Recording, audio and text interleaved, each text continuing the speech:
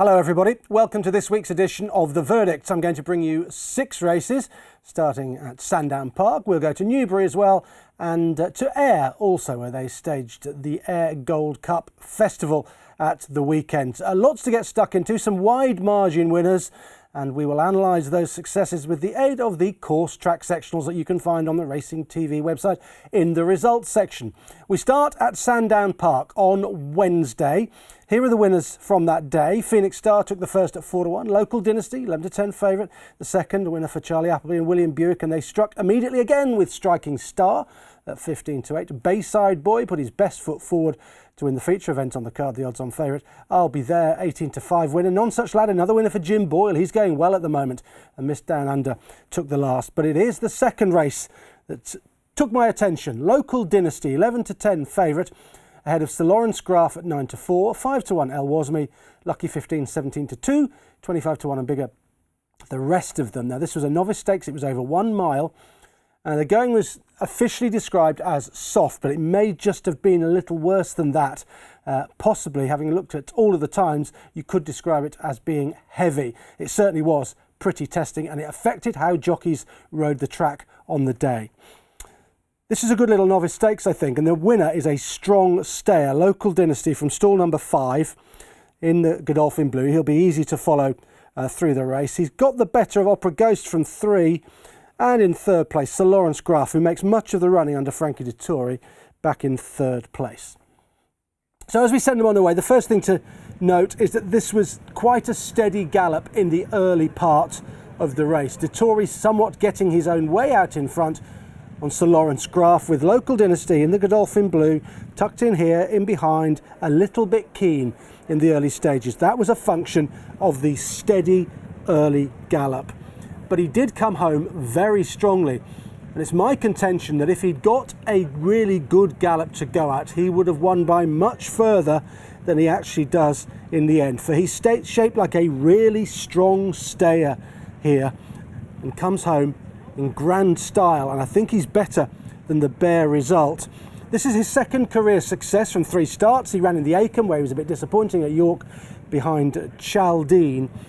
But this was not disappointing, far from it. The steady early gallop, the course track sectionals tell us, furlong 3 was 11.61, furlong 4 as they steadied round the bend was 14.27. So Dettori really was getting the run of the race out in front, and the winner therefore is at a bit of a positional disadvantage here.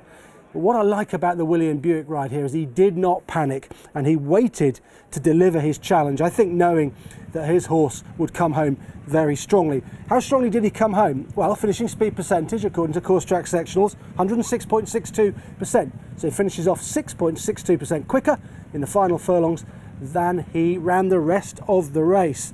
And his 8th furlong, the final furlong of 13.29, was way better than his rivals. Now, it's not a flash number, that. You'd expect it to be less. You'd expect it to be a quicker furlong than that, but that's a function of conditions. It was tough going out there, virtually heavy ground, but look at the way he surges to the line. I know he's only running just over 13 seconds, but he's going a lot faster than his rivals, including one who got the run of things out in front, and he's very strong at the line, surging through to win this with real authority. And having seen that and looked at the numbers, I think it's clear that he would stay 10 furlongs, which perhaps brings into shape the Zetland Stakes at Newmarket. That might be something for him. But I think he might be a pretty good horse going forward. He might be a horse that they try in a Derby trial next year. He's by Dubawi out of a Shamadal mare, nice pedigree. And they might just have a crack at a Derby trial somewhere down the line as a 3-year-old, because he looks pretty good to me. He won his first race in good style. He's won in really good style here, and I don't think, looking at his action, he necessarily wants cutting the ground. I think he'd handled a decent ground. That nice pedigree, highlighted by the fact that the dam is closely related to Yabir. Yabir, of course, also trained by Charlie Appleby, and he's a Grade 1 performer in his own right. So I think this horse, a horse who is going places. He looks like one of the better 2-year-old stayers that we have seen this season, and it'll be interesting to see what they do with him now. He certainly out-galloped his rivals here, and in a more strongly run race, I think he would have been even more impressive. And William Buick, well, he continues to impress, delivering his challenge perfectly, a well-timed challenge, And this horse changed his legs inside the final furlong and quickened away from them. The numbers, not that impressive, but that was a function of the ground. He, for me, was impressive, and he's one to follow. From Sandown on Wednesday, we go to Newbury on Friday afternoon. And these are the winners from that day. I'm going to have a look at a couple of races from Friday afternoon. In a moment, Sakheer, who won the 403, was really, really impressive for the William Haggas team. Firstly, Stormbuster, the 3:28 contest. He was a 6-1 shot, and this was the Haynes, Hanson and Clark Condition Stakes. It was over a mile. High Bank for Godolphin was 8-13. Classic 9-4. Stormbuster there is 6-1, and Elysius was a 40-1 shot for this race that's thrown up some really good horses in the past. And we saw a clear-cut winner in the shape of Stormbuster from stall number 4, right on the outside of the field there. Second home, High Bank from stall 3, and third was Classic from stall number 1. Now, High Bank had impressed on his debut, and Classic had won at Newmarket quite impressively, making just about all the running in the previous starts too. So it's quite a good level of form as far as this race was concerned. Stormbuster had not won coming into this, but he dominates this race and puts away 2 promising colts pretty comfortably in the end. He's able to dictate matters out in front. He's got the sheepskin noseband on in the Jeff Smith colours. His 2 main rivals track him, High Bank in the Godolphin blue just in behind, and then Classic held up last by Pat Dobbs. What we got here was a well-judged ride out in front. It was an evenly run race. The finishing speed percentage 100.67. It's got it absolutely bang on there, and he had a bit of an advantage in that he was out in front carving out even fractions and was always going to be quite hard to run down.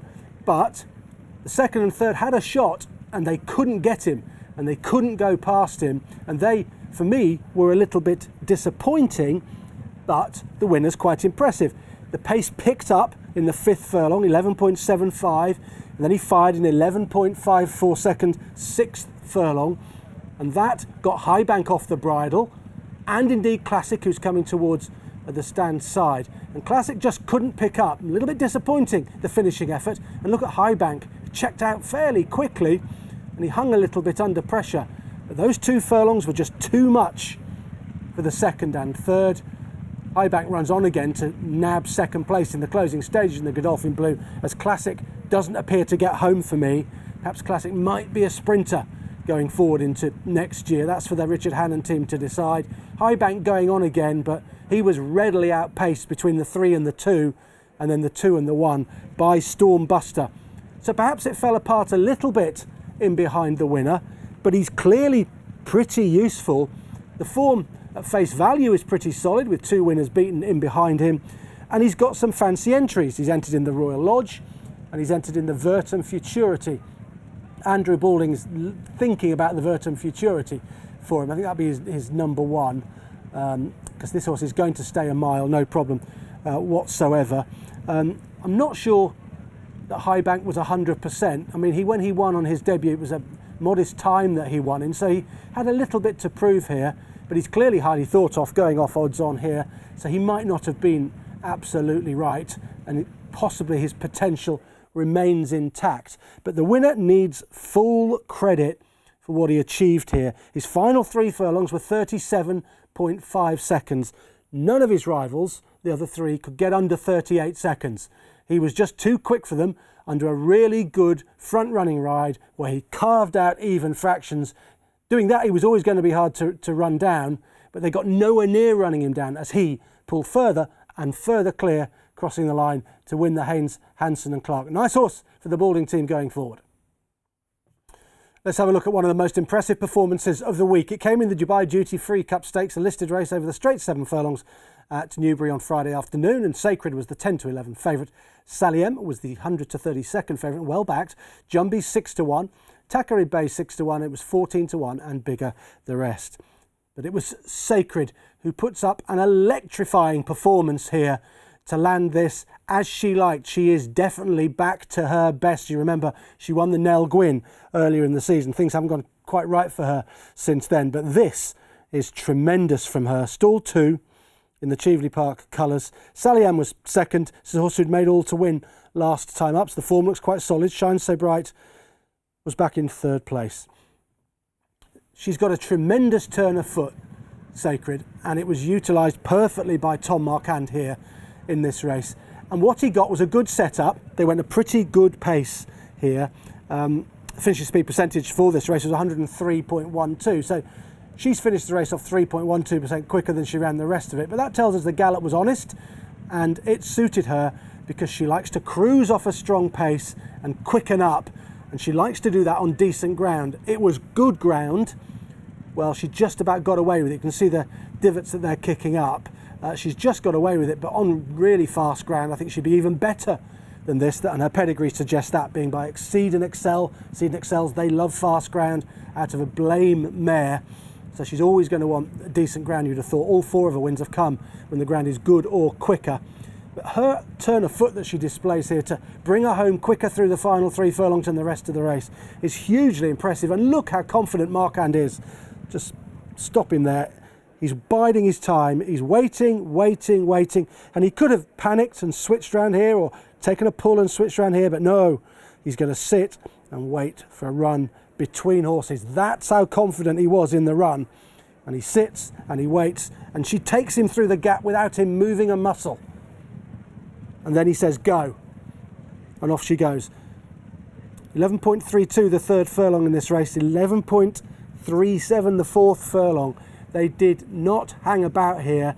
This was a strongly run race, and she has got tons of speed. She quickened up well for a penultimate furlong of 11.75 seconds, and she was eased down in the closing stages, was still pulling clear of her rivals. Now, this was something of a drop in grade for her, but it won't have done her confidence any harm if you believe in the confidence theory for horses, and she possibly will go to the Challenge Stakes. She is entered in that Group 2, and if she gets decent ground there, she's going to be pretty hard to beat, I think, in a race like that. She was the only horse in the race who got under 13 seconds for the final furlong, so that strong gallop has really done for some of her rivals, Sally M, Jumbie, and Shine So Bright, the grey horse, as well. That strong gallop means they can't pick up, but she can, and she quickens in electrifying fashion. She was really impressive here, and you would think that one day, somewhere down the line, there's going to be a Group 1 contest with her name on it. Things haven't really gone right for her throughout this season, but she's back now, and the Challenge Stakes could be a very interesting spot for her, as long as she gets conditions to suit. And I like the way that Tom Marquand was so confident on her. He knew he had lots of petrol. He knew what was under him. Look at the rest of them rowing away, whips her out. Sally M, the horse, comes from a yard in great form, the Christford yard. He's not good enough to go with her. She quickens up and then is eased down by Marquand, who simply has to just nudge her out, change his hands once, and away she flies. That was hugely impressive from her in a good final time. She quickened up well according to the course track sectionals, and there's loads more to come from her. Challenge Stakes surely next stop, and she'll be hard to beat. Let's have a look at Newbury winners on Saturday afternoon. It's a very good card. Exoplanet won the opener favourite. Stay Alert. Midbahi winning the sprint at 2:15, back to form for Roger Varian, who had 7 winners on the day. Amazing stuff from the Varian team.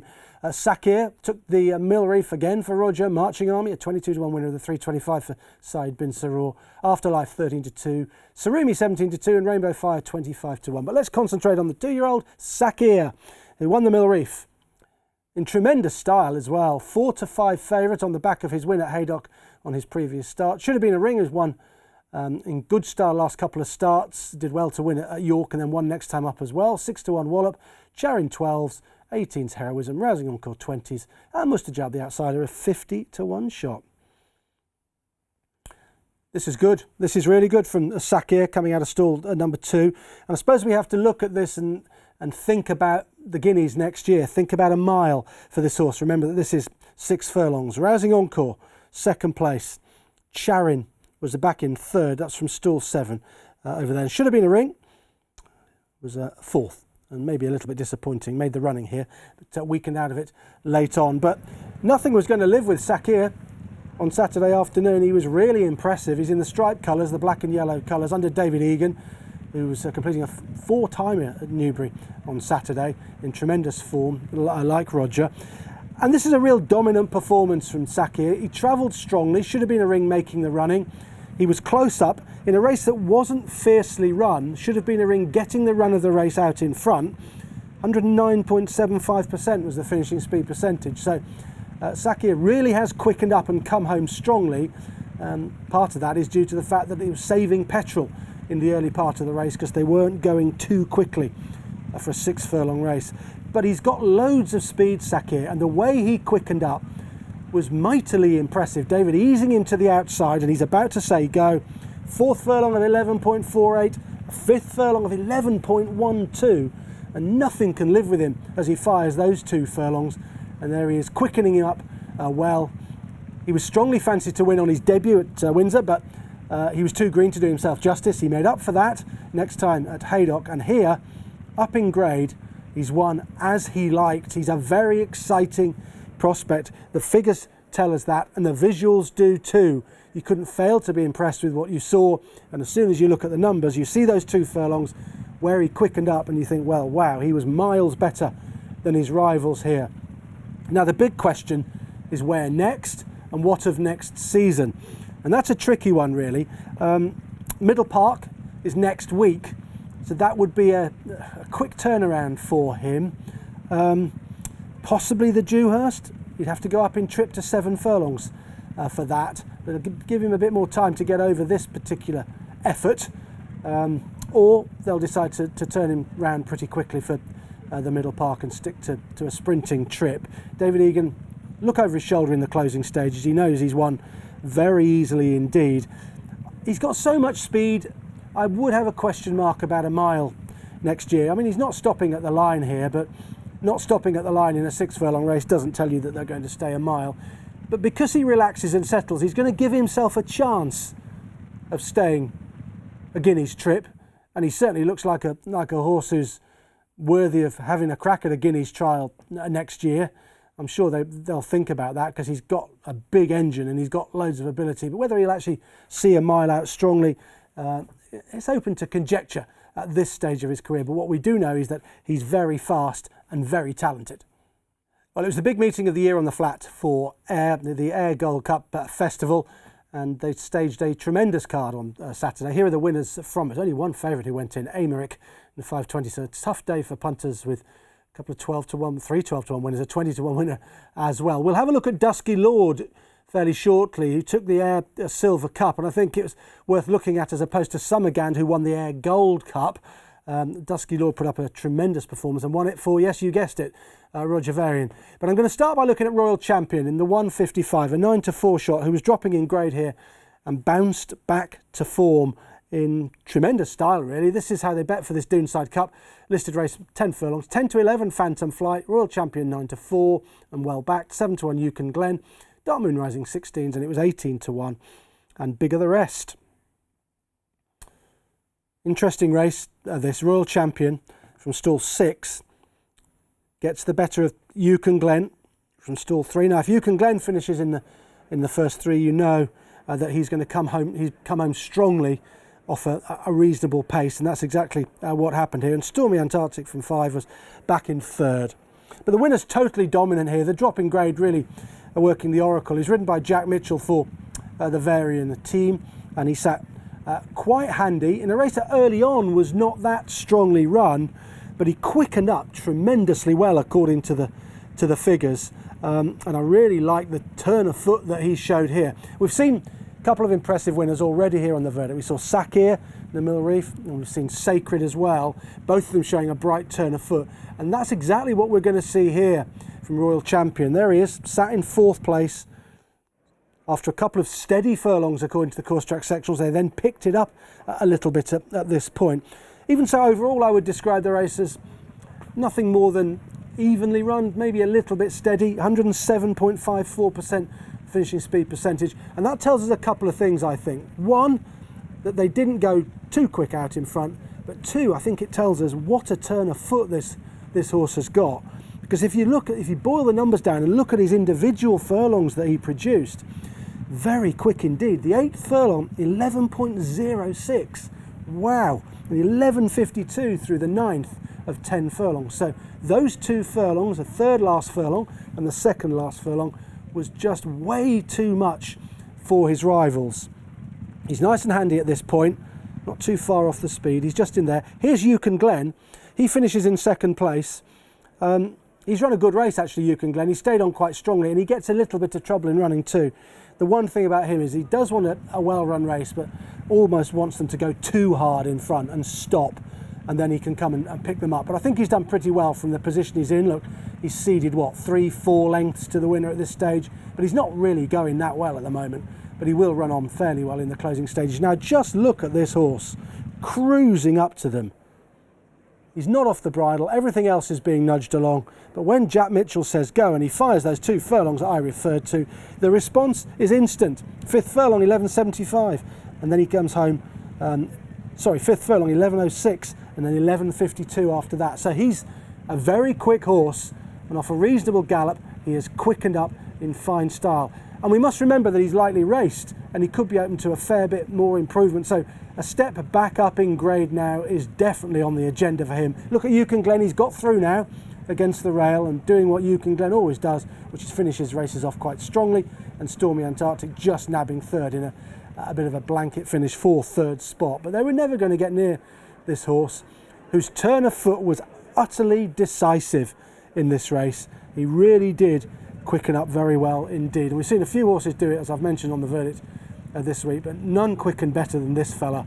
And it's no surprise that he's entered in the Kipco Champion Stakes. Now obviously that's a massive step up on what he achieved here, but it just gives you a window into perhaps how much connections think of him and how well thought of he perhaps is. Whether he turns up there or not, who knows. They might go softly with him for the moment and run him next year. But if that is the case, I think he might be a Group 1 horse next season. If he stays in training and they decide to go on with him again, that turn of foot that he's got is electric. It's really good, and it's destroyed his rivals in the Doonside Cup. I think there's going to be a lot more to come from this horse. There's Yukon Glen, look just in behind. He's getting that trouble in running. You can mark him up perhaps a tad, but we all know where we're at with Yukon Glen, don't we? He wants a very strongly run race. And if he comes up against a horse like this, who can quicken as wildly as Royal Champion did, horses like Yukon Glen are not going to live with him, and he deserves his place in much better company. Well, when it came to the 2 big sprints at Ayr on Saturday, I could have had a look at the Ayr Gold Cup. I went for the Silver Cup because I was really impressed with the winner, Dusky Lord, who went off at 14-1 and was 18, so a bit of support for this horse. Another Roger Varian winner. Emperor Spirit went off favourite at 6-1, Snash 7-1, 10 Strike Red, Jumped the Gun at 10-1, and he's a horse who I think you need to put in your racing TV tracker, Jump the Gun, but it's Dusky Lord who wins the Silver Cup and does it in tremendous fashion. Let's have a look at what happened. He was stall 10, so he was in that bank of stalls. And then Woven came from 13, so the middle group had it. And then Bernardo O'Reilly from 5 was back in 3rd place. I want to highlight what this Jump the Gun, easy to spot here, against the rail. And runs on really strongly, having got no luck in running whatsoever. And is a must for your racing TV tracker. He'll be winning a sprint, I think, before the end of the season. So as you might expect, this was quite a strongly run sprint. It was never going to be anything else, and we get a real difference of opinion. We get to 3 groups. I'm not sure jockeys knew which was the best side to be on, but as it turned out, the middle was where you wanted to be. And there's the winner in the white colours, just cruising along there. And he will hit the front and quicken up really well according to the numbers. And this was a much improved effort from him. We don't quite know why he's improved, other than that the Roger Varian team are obviously in great heart, but he had cheek pieces reapplied, and they might have just made a difference. They've sort of changed the headgear up and down with this horse through his career, but the cheek pieces going back on might have made a difference to him. I'm going to stop it there. If you want to just keep your eye on Jump the Gun, those dark colours in behind there, not going to get a run through at all, but really good late headway. Right, the winner gets to the front here, and he basically bolts up. He's off a mark of 90. And I suggest that he might have won the Ayr Gold Cup if he'd run in that race. Such was his dominance here. Remember, this is a really competitive sprint, and look what he's doing to his rivals. Here, he's Jump the Gun. As you watch what he does do to his rivals, here's Jump the Gun, who's got out finally. And he's running on, look, there he is running on really strongly. He'd have been vying for third or fourth in another half a furlong. So he was a bit unlucky, but I was very impressed with the winner, who's quickened up well, and I'm sure he could win again. I mean, he could probably win another big handicap this autumn if he can maintain this level of form. He probably got to the front soon enough, but he quickened up really well. And the course track sectionals show that he came home stronger than his nearest rivals. Jump the Gun came home fairly well. Here he is, still not out of trouble, while the winner is under strong pressure and surging away. Jump the Gun still stuck in there. Now, often in these sprints you can pick up many horses for tracker purposes, but I do think this is a horse with genuine excuses on the day. He would never have won the race, I don't think, because I think the winner's really impressive, but I thought he was worth highlighting and keeping an eye on going forward. And so is the winner. If you really want to follow the winner and make sure you don't miss him next time out, I wouldn't be surprised if he won a good race, another good handicap before the end of the year. He does carry his head a little bit high when he's put under pressure, but he kept going forward, and he was going forward quicker than his rivals in the final 3 furlongs. And this was a really stunning handicap performance, I thought. Nothing anywhere near him. Whereas if you look at the Ayr Gold Cup, well, that was a bit of a bunch finish. Summergan doing what Summergan does, coming late and fast to just gather in his rivals who were in a bit of a bunch. But here we've got a clear-cut and decisive success for this horse. And I think he was pretty impressive on the day. And as I said, more to come from him. His previous run had been in the Portland, where he'd been poorly drawn. Basically, he didn't have a chance from where he was drawn in the Portland, rather like Jump the Gun in this particular race. But the winner, well, a deserved winner, a decisive winner, and one who can win another handicap this season. So that was this week's edition of The Verdict. I think we saw some really impressive performances. None more, I don't think, than Royal Champion winning the Doonside Cup. His sectionals were very flashy. He quickened up in great style. Also like what Sacred did. She's surely going to bag a Group 1 at some point, maybe this season or next. And we had to like Sakheer as well, who won the Mill Reef really well. Big debate going on as to whether you think he's going to stay a mile or not, whether he'll be a Guineas horse. Who knows? But what we know is was pretty impressive at the weekend at Newbury. Hope you enjoyed all the races that we brought you this week. More to come next time around. See you then.